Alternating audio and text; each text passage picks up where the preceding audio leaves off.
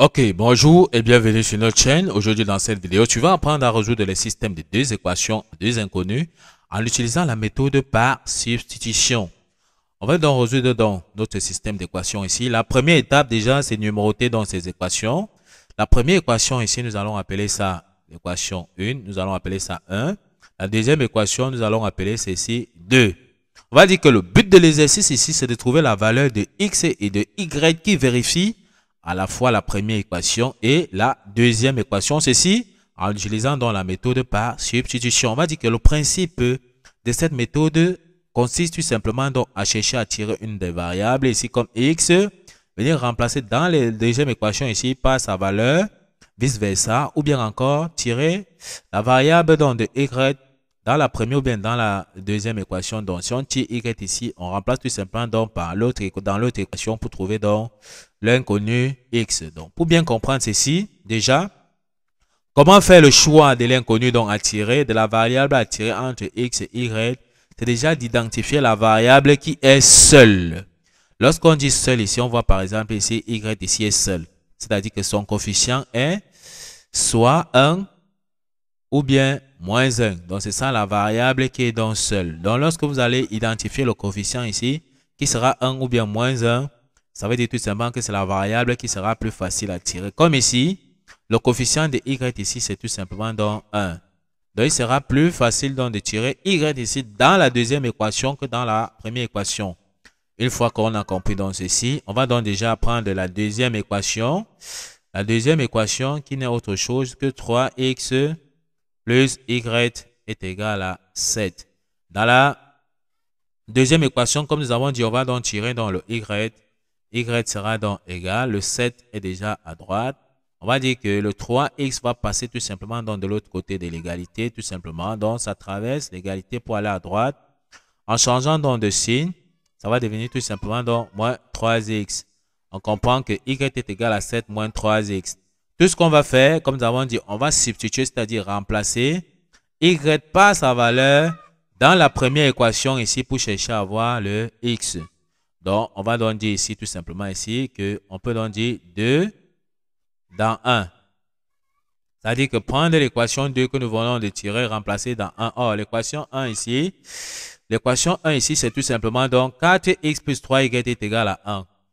Donc, on aura ici 4x plus 3y est égal à 1. Donc ici, ça c'est la première équation. Comme nous avons dit, il suffit donc de prendre y ici. On vient donc remplacer ici par sa valeur tout simplement. Ça va nous permettre donc de trouver le x. Donc on aura 4x plus 3 multiplié donc par la valeur de y. Bien, fais attention, ouvrir ces parenthèses. Avant de mettre dans la valeur de y, la valeur de y que nous avons donc trouvé ici qui est 7 moins 3x. On ferme bien sa parenthèse. Donc une fois qu'on a donc fermé sa parenthèse, on fait donc tout simplement donc égal à 1. On voit bien que nous avons donc substitué, c'est-à-dire substituer, c'est remplacer. Nous avons remplacé ici y par sa valeur, d'accord, dans l'équation 1. On voit qu'on reste uniquement avec les x, donc on va trouver déjà le x. On va donc réduire, on aura ici 4x. On aura ici 4x. On continue donc. Plus 3 multiplié par 7, ça donne plus 21. Ensuite, plus 3 multiplié par moins 3x. Donc, bien faire attention avec les signes ici. Plus 3 multiplié par moins 3x, ça nous donne moins 9x. Tout ceci sera donc égal à 1. On peut donc calculer les x avec les x. Donc, on va dire 4x moins 9x, ça nous donne moins 5x. Ceci sera donc égal à 1. Le plus 21 qui est ici traverse dans l'égalité tout simplement. Donc pour aller ici à droite, ça va devenir moins 21. Donc ici, on peut donc dire tout simplement donc moins 21. En calculant, on aura tout simplement ici moins 5x sera donc égal. On peut donc calculer 1 moins 21, ça nous donne moins 20. On divise tous les membres donc par le coefficient de x qui est moins 5. Donc, ça nous permet de tirer x sera donc égal à moins 20. Divisé donc par le coefficient ici qui est moins 5. Les moins se simplifient. On a 20 divisé par 5. Ça nous donne tout simplement 4. Donc, x est égal à 4. On a donc trouvé comme ceci la valeur de x. Comment faire pour trouver la valeur de y? On part dans l'équation 1 ou bien dans l'équation 2. On remplace x par sa valeur pour trouver le y. Or, l'équation 2, on avait vu que y est égal à 7 moins 3x. Donc, on prend déjà l'équation 2. L'équation 2, nous avons vu que y est bien égal à 7 moins 3x. Ici, dans l'équation 2, comme nous avons vu, il suffit donc de remplacer le x par sa valeur. D'accord? On comprend bien que c'est ça substituer. Donc, on remplace x ici par sa valeur. On remplace donc, en remplaçant, qu'est-ce qu'on aura? On aura y sera donc égal à 7 moins 3 multiplié donc par la valeur de x. Nous avons vu que la valeur de x, c'est 4.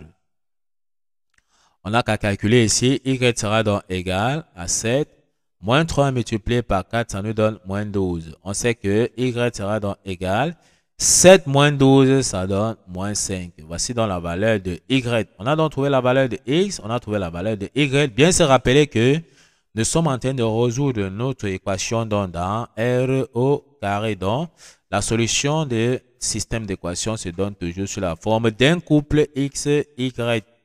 Si on a donc compris ceci, on peut donc donner la solution. Donc, la solution, elle sera donc, on ouvre bien l'alcoolade, on ouvre bien la parenthèse, d'accord? Donc ici, il faut bien faire attention.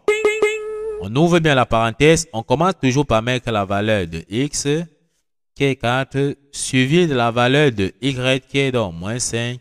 On ferme la parenthèse et on ferme dans l'alcoolade. On peut donc encadrer notre résultat. Voici donc la solution de notre système. On passe donc à l'étape de vérification, c'est-à-dire on remplace donc le x et le y par leur valeur pour voir si ça donne 1 et c'est y par leur valeur pour voir donc si ça donne 7. On passe donc ici à l'étape de vérification. On remplace déjà ici le x par sa valeur et le y par sa valeur. Donc on aura 4 multiplié donc par 1. Donc 4 multiplié par x, on a vu que x c'est 4 plus 3 multiplié donc par la valeur de y c'est moins 5. En calculant ceci, on aura 4 fois 4, ça donne 16, plus 3 multiplié donc par moins 5, ça donne tout simplement moins 15. 16 moins 15, ça donne 1. On voit que ça valide déjà la première équation. Ensuite, la deuxième équation, on remplace encore x et y par leur valeur. On peut voir si ça donne 7. On fait donc 3 multiplié donc par la valeur de x qui est donc 4, plus la valeur de y.